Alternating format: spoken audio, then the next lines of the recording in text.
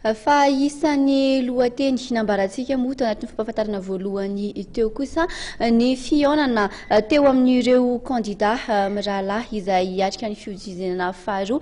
tamin'ny ireo mpandraharaha tsy miankina tetsy amin'ny Carleton tamin'ity androany ity fotoana moa izay nafahany ireto candidat roa tota ireto nitondra valiny tamin'ireo fanontaniana nitsikitsika ireo mpandraharaha eo amin'ny fanarenana ny toe-karena sy ny fanatsarana ny tontolo ny fandraharana arahantsika ny akon'izay. Manana anjara toerana lehibe eo amin'ny toe-karem-pirenena ny sehatry ny fandraharana ka nahaliana ireo vondrony sehatra tsy miankina ny amantatra akaiky ireo politika ampiarana ho fanarenana ny toe-karem-pirenena sy ny lahara-pahamehan'ny candidat Dr Jean-Louis Robinson sy ny candidat Ery Radjonary Mampianina. Ho an'ny candidat niavana ny Dr Jean-Louis Robinson dia tsy maintsy ampina ny sehatra tsy miankina ary ataony fisian'ny fandriampahalemana. Fanarahana reto manana orinasa politika reto ary miasa tsara izy ireo. Zay ny teneniko farany teo hoe ilaina ianareo ary tsy maintsy ampina ny privé malagasy na ny privé rehetrarehetra izay miasa eto. Ary tsy maintsy ilaina koa amin'ny zavatra fotoana aingana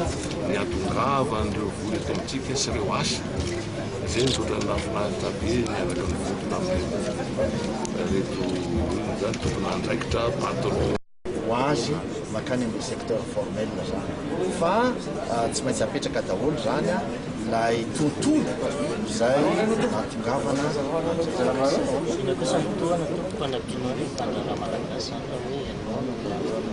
ny toana tsy misy fa tonga dia ho avy mihitsy hanampy an'ireo mpandraharaha malagasy. Zay nge lefa nyteneniko teo zany hoe misy endrika maromaro entina hanampiana ny mpandraharaha malagasy zany